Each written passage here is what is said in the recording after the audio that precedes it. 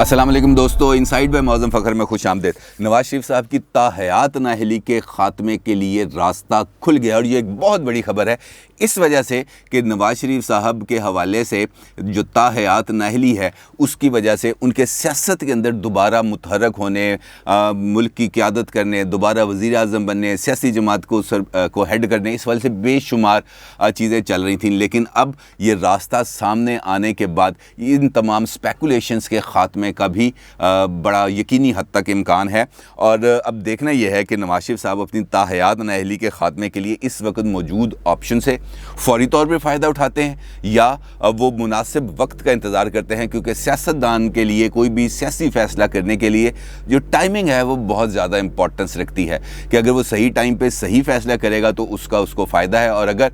गलत टाइमिंग पर फ़ैसला किए जाएंगे तो फिर उसके मुज़मरात हैं। और सियासत के अंदर सियासी फ़ैसलों में गलतियों के जो मुज़मरात हैं वो ख़ासे संगीन होते हैं। नवाज़ शरीफ साहब के लिए ताहयात नाअहली के ख़ात्मे का रास्ता कैसे खुला, इस पर बात करूँगा, लेकिन इससे पहले बात करते हैं मरियम नवाज़ साहिबा की, जो एक मरतबा फिर पीडीएम के प्लेटफॉर्म से सियासत में मुतहरक होने जा रही हैं और 4 जुलाई को सवात में होने वाले जो पीडीएम का जलसा है उसमें शिरकत भी करेंगी और उससे उन्होंने खिताब भी करने का फ़ैसला कर लिया। और इस मामले में एक इजलास हुआ जिसकी सदारत ख़ुद मरियम साहिबा ने की, और उस इजलास में उन्होंने जो मुस्लिम लीगी रहनुमा थे उनके साथ भी तबादला ख्याल किया, और जो केपीके के अंदर मुस्लिम लीग नून के सूबाई सदर हैं अमीर मुकाम साहब, उनके साथ भी उन्होंने बराह रास्त गुफ्तगू की और उनको हदायत दी और उनसे कहा कि जनाब हमने ये जो 4 जुलाई का जो जलसा है इसको हमने हर सूरत में कामयाब कराना है, क्योंकि पीडीएम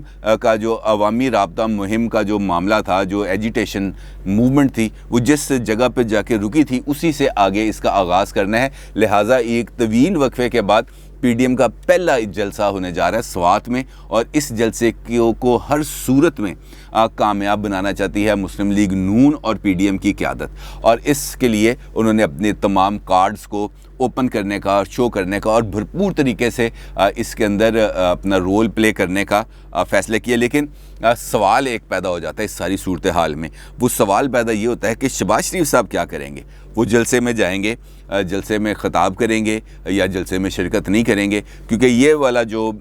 मामला है इस इजलास वाला, इस इजलास के अंदर तो शहबाज साहब ने शिरकत नहीं की गई, और ज़राए ये बताते हैं कि शहबाज साहब को इस जलसे, इस इजलास के बारे में बताया भी नहीं गया था। और फिर एक और सवाल पैदा होता है, दूसरा सवाल वो ये है कि मरियम साहिबा के फ़ाल होने से शहबाज शरीफ साहब की वो यकीन दहानियाँ धरी की धरी रह जाएंगी जो उन्होंने मुक़्तदर हलकों को कराई थी कि जनाब मरियम साहिबा खामोश रहेंगी, मियाँ साहब खामोश रहेंगे, हम आगे रास्ता ओपन करेंगे, आगे बढ़ने का कोई ना कोई तरीक़ाकार इख्तियार करेंगे। लेकिन अगर मरियम साहिबा दोबारा जलसे में जाती हैं, दोबारा वहाँ पर जाके ख़िताब करती हैं, दोबारा सेलेक्टर्स और सेलेक्टेड के हवाले से अपना जो बयानिया है उसको रीइंफोर्स करती हैं, तो इसका मतलब यह है कि शहबाज शरीफ साहब की तरफ से जो पेशरफ्त हुई वो तमाम की तमाम पेशरफ्त ख़त्म हो जाएगी। और देखना यह है कि शहबाज शरीफ साहब अपनी तरफ से जो उन्होंने पेशरफ्त की है वो उसको इस तरीके से ज़ाया होने देंगे, क्या करेंगे? वो एक नई हमारे सामने सूरत हाल सामने आ जाएगी। अब जब मरियम साहिबा ने इस जलसे में शिरकत का भी फ़ैसला किया है और इसमें दोबारा ख़िताब करने का भी फ़ैसला किया है, तो यकीनी तौर पर ये हुकूमत के लिए ख़ासी ज़्यादा इसमें जो तनकीद है वो उस पर होगी, क्योंकि इस वक्त जो पॉलिटिकल मटीरियल है, जो सियासी मवाद है वो इस कदर ज़्यादा है जो हुकूमत के ऊपर बरसाया जा सकता है। और जो सियासी जमातें होती हैं वो अपने जो जलसे हैं या अवाम राब्ता मुहिम होती है उसमें ये जो पॉलिटिकल जो मवाद है इसको बड़े अच्छे तरीके से इस्तेमाल करती हैं, और उसी पॉलिटिकल मवाद के बल के ऊपर ही वो आवाम के सामने अपना मुकदमा रखती हैं और फिर राय आमा को डेवलप किया जाता है। ये एक यूनिवर्सल प्रोसेस है, हर पॉलिटिकल पार्टी ऐसे ही करती है। लेकिन मुस्लिम लीग नून के अंदर मामला इस वक्त ये है कि मुस्लिम लीग नून बुनियादी तौर पर 2 सोचों के अंदर, 2 बयानियों के अंदर तकसीम है। एक है मुफाहमत का बयानिया, एक है मुज़ाहमत का बयानिया, और अभी तक हतमी फ़ैसला नहीं हो सका कि मुस्लिम लीग नून ने मुफाहमत के बयानिया بیانیے پر چلنا ہے یا مزاحمت کے بیانیے پر. کبھی وہ ہمیں مفاہمت کے بیانیے پر آگے چلتی ہوئی نظر آتی ہے اور کبھی مزاحمت کے بیانیے پر. اور مریم صاحبہ کی طرف سے یہ 4 جولائی کے جلسے میں جانا اور خطاب کرنا میرا خیال ہے اس بات کی طرف اشارہ ہے کہ نواز شریف صاحب نے ابھی تک مفاہمت کے بیانیے کے اوپر کوئی 100% انگوٹھا نہیں لگایا. انہوں نے اپنا جو مور تصدیق ہے وہ مفاہمت کے بیانیے کے اوپر ابھی ثبت نہیں کی. لہٰذا یہ دونوں بیانیے اگر زیادہ عرصہ تک پیرلل ایک دوسرے کے ساتھ چلیں گے تو اس سے مسلم لیگ نون کی انٹرنل جو پالیٹکس ہے اس میں خاصا ان کو نقصان اٹھانا پڑے گا اور اس کے لیے ان کو یکسو ہونا بہت زیادہ ضروری ہے. سوات کا جلسہ امپورٹنٹ ہے کیونکہ مولانا فضل الرحمان اس وقت علیل ہیں اور ICU کے اندر ایڈمٹ ہیں. ڈاکٹرز کا یہ کہنا ہے کہ ان کو جو کڈنیز ہیں گردوں میں ان میں انفیکشن ہے, ان کے ٹیسٹ جاری ہیں اور جیسے ان کی رپورٹس آئیں گی تو فردر ان کا جو ٹریٹمنٹ ہے وہ آگے بڑھایا جائے گا. اب دیکھنا یہ ہے کہ وہ 4 جولائی کے جلسے میں شرکت کرتے ہیں یا نہیں کرتے. لیکن یہ ساری صورتحال مریم صاحبہ کی جو شرکت ہے وہ کراؤڈ پولنگ ہے کیونکہ مریم صاحبہ اس وقت ایک پاکستان کے اندر ایک کراؤڈ پولر لیڈر کے طور پر ابھر کے سامنے آئی ہیں اور یہ جو ان کی ٹینڈنسی ہے کراؤڈ کو اپنی طرف اٹریکٹ کرنے کی, یہ ایک پولیٹیکل لیڈر کے لیے بہت ٹرمپ کارڈ اس کو ہم کہہ سکتے ہیں کہ یہ ٹرمپ کارڈ ہوتا ہے. اور اب چونکہ آزاد کشمیر کے اندر بھی انتخابی مہم کا آغاز ہونے جا رہا ہے اور پھر وہاں پہ بھی مریم صاحبہ اگر جائیں گی اور شہباز صاحب جائیں گے تو وہاں پہ بھی پھر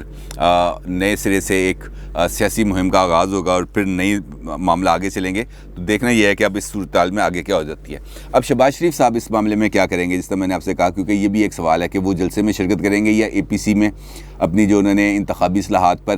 APC بلائی تھی وہ اس APC کی تیاریوں کے اندر مشغول ہوں گے. کیونکہ مسلم لیگ نون نے یہ طے کیا تھا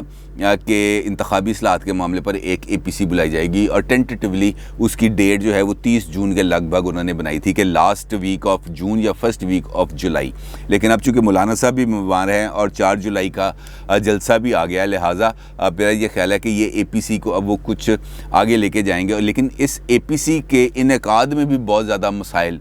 سامنے آ رہے تھے کیونکہ مولانا فضل الرحمان صاحب نے اس APC میں شرکت کے لیے یہ شرط عائد کر دی تھی کہ مجھے اس APC کے اندر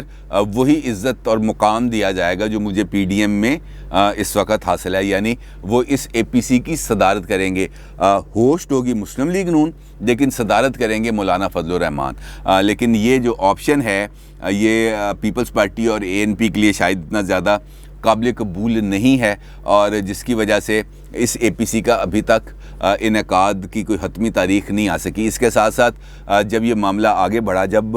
یہ بتایا گیا کہ جناب اس معاملے پہ اگر ہم یہ والی شرط رکھیں گے تو پھر پیپلز پارٹی اور ANP اس میں شرکت نہیں کرے گی, اور اگر پیپلز پارٹی اور ANP اس APC میں شرکت نہیں کرتی تو اس APC کا تو مقصد ہی فوت ہو جاتا ہے. تو جس پر مولانا صاحب سے رابطہ ہوا دوبارہ اور پھر مولانا صاحب نے کہا کہ اگر آپ کو میری شرکت چاہیے تو پھر اس کے لیے تو شرط وہی ہے جو میں نے آپ کو بتا دی, ادروائز میری طرف سے ایک نامینیٹڈ جو وفد ہے وہ APC میں شرکت کر لے گا تو اب وہ سمجھے کہ وہ میری ہی شرکت ہے. اور اب APC کے اندر جو JUI کا وفد ہے وہ اس APC کے اندر اپنی شرکت کرے گا. اور انتخابی اصلاحات کے معاملے میں بات چونکہ مسلم لیگ نون نے آگے بڑھانے کا انتخابی اصلاحات کے معاملے پر فیصلہ کر لیا ہے, تو آج شہباز شریف صاحب کی طرف سے انتخابی اصلاحات میں جو ایک اہم معاملہ ہے اوورسیز پاکستانیوں کے لیے ووٹ کا حق, اس کے حوالے سے اپنا ایک فارمولہ پیش کیا ہے. لیکن یہ فارمولہ ان کی طرف سے پیش کیے جاتے ساتھ ہی اس کو رد کر دیا گیا ہے. خیر ان کا جو فارمولہ ہے وہ یہ ہے کہ اوورسیز پاکستانیوں کے لیے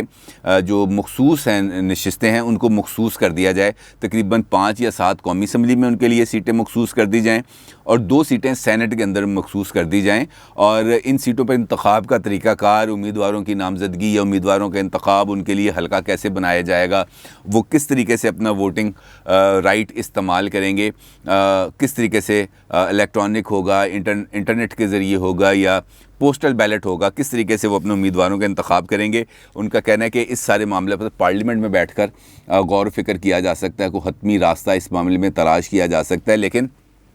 اس تجویز کے منظر عام پر آتے ساتھ ہی حکومت کی طرف سے یہ جواب آ گیا کہ جناب یہ تجویز کو ہم ردی کی ٹوکری میں پھینکتے ہیں, ہم اس کو مسترد کرتے ہیں, کیونکہ جو ہمارا نقطہ نظر یعنی کہ حکومت کا نقطہ نظر ہے وہ یہ ہے کہ جو بندہ جس حلقے سے تعلق رکھتا ہے اوورسیز پاکستانی وہ اس حلقے میں اپنا ووٹ کاسٹ کرے گا. ہم الگ سیٹیں تو دینے کی بات ہی نہیں کر رہے اور نہ ہی ہم چاہتے ہیں کہ الگ سیٹیں ملیں اور نہ ہی ہم الگ سیٹوں کو کسی بھی صورت میں سپورٹ کریں گے. وہ جنرل الیکشنز کے اندر جنرل سیٹس پر اپنا ووٹنگ رائٹ استعمال کریں گے. ہم تو یہ کہہ ہی نہیں رہے کہ وہ سیٹ جیتیں گے اور اسمبلی میں آئیں گے. ہم تو کہتے ہیں جناب وہ پاکستان کے اندر امیدواروں کے انتخاب میں حکومت سازی کے لیے اپنا جو ووٹنگ رائٹ ہے وہ ایکسرسائز کریں. لہٰذا یہ جو اسپیشل سیٹس ہیں یہ کسی بھی صورت قابل قبول نہیں. تو اس کا مطلب یہ ہے کہ یہ جو انتخابی اصلاحات والا معاملہ ہے اس پر آگے بڑھنے کے راستے خاصے کم ہوتے جا رہے ہیں اور یہ ایک ایسا معاملہ بن جائے گا جو میرا خیال ہے حل نہیں ہو پائے گا. اور دیکھنے اب آگے اس میں کیا کرتے ہیں. خیر جو نواز شریف صاحب والا معاملہ ہے نااہلی والا, نواز شریف صاحب کے پاس نااہلی سے نجات کا راستہ جو کھلا ہے وہ کھلا ہے قاضی فائز عیسیٰ صاحب کے کیس میں, جہاں حکومت نے فیصلے پر نظر ثانی کے بعد دوسری نظر ثانی کی درخواست دائر کر دی ہے. یعنی کیس ہوا, کیس کے اوپر فیصلہ ہوا, اس فیصلے کے اوپر جو قاضی فائز عیسیٰ صاحب ہیں ان کی اہلیہ نے نظر ثانی کی اپیل دائر کر دی. اس اپیل میں 2 جج صاحبان نے اپنی رائے کو ری وزٹ کیا اور اپنی رائے کو جو انہوں نے اپنی ججمنٹ دی تھی اس میں تبدیلی لے کے آئے, اپنی سوچ میں تبدیلی لے کے آئے اور جس پر نیا فیصلہ اس نظر ثانی جو اپیل تھی اس کا فیصلہ ہوا اور ایف بی آر کو روک دیا گیا کسی بھی قسم کا قاضی فائز عیسیٰ صاحب کے حوالے سے اور ان کی فیملی کے حوالے سے کسی بھی قسم کا کوئی کام کرنے سے. اب یہ جو قانونی ماہرین ہیں ان کا یہ کہنا ہے کہ یہ جو راستہ ہے یہ نواز شریف صاحب کے لیے بھی ویلڈ ہے اور نواز شریف صاحب اگر چاہیں تو اس عدالتی فیصلے پر اور یہ جو حکومت کی طرف سے دائر کی گئی ہے نظر ثانی کی اپیل اس کی روشنی میں وہ اپنے لیے بھی قانونی راستہ اختیار کر سکتے ہیں. وہ بھی اسی پیٹرن پر چلتے ہوئے اپنے لیے ایک رائٹ آف اپیل حاصل کر سکتے ہیں جو رائٹ آف اپیل ان کا ختم کیا گیا براہ راست سپریم کورٹ کی طرف سے نااہلی کی سزا دے کر. لہٰذا ان کے لیے یہ ایک آپشن کھلا ہے اور قانونی ماہرین کا یہ کہنا ہے کہ بھارتی سپریم کورٹ میں اس طرح کی نظر ثانی کی مثالیں بھی موجود ہیں کیونکہ ان کو نظر ثانی کا حق نہیں دیا گیا تھا اور یہ عدالتی پریسیڈنٹس موجود ہیں. لہٰذا ان عدالتی پریسیڈنٹس کی موجودگی میں اور اب حکومت کی طرف سے نظر ثانی کی اپیل دائر ہونے کے بعد نواز شریف صاحب کے لیے بھی اس جو پریسیڈنٹ ہے اس کو فالو کرنے کا راستہ کھل گیا ہے. اب نہ صرف نواز شریف صاحب کے لیے راستہ کھلا ہے بلکہ یہ جہانگیر ترین صاحب کے لیے بھی راستہ کھل گیا ہے کہ ان کے اوپر بھی تاحیات نااہلی کی تلوار ہے اور بلکہ وہ اس کا شکار ہیں اور وہ اب اگر چاہیں تو وہ بھی اس پریسیڈنٹ سے فائدہ اٹھا کر سیاست میں اپنی واپسی کا راستہ کھول سکتے ہیں. یہاں پر ایک اور چیز بھی ہے کہ چونکہ جہانگیر ترین صاحب اور نواز شریف صاحب دونوں تاحیات نااہلی کی سزا کا شکار ہیں اور مسلم لیگ نون اور جہانگیر ترین گروپ دونوں مل کے اگر مل جائیں ایک دوسرے کے ساتھ تو پھر وہ پارلیمنٹ کے ذریعے بھی یہ تاحیات نااہلی کو ختم کر سکتے ہیں آرٹیکل 62-63 میں ترمیم کر کے. اب دیکھنا یہ ہے کہ نواز شریف صاحب اس بارے میں کیا حتمی فیصلہ کرتے ہیں. وہ تاحیات نااہلی کے خاتمے کے لیے عدالت سے رجوع کرتے ہیں, پارلیمنٹ کے فورم سے رجوع کرتے ہیں یا وہ اس بارے میں کیا حتمی فیصلہ کریں گے یہ تو آنے والا وقت ہی بتائے گا. اس وقت کا اجازت دیجیے, اپنی رائے کا ضرور اظہار کیجیے گا. آپ کا بہت شکریہ. اللہ حافظ.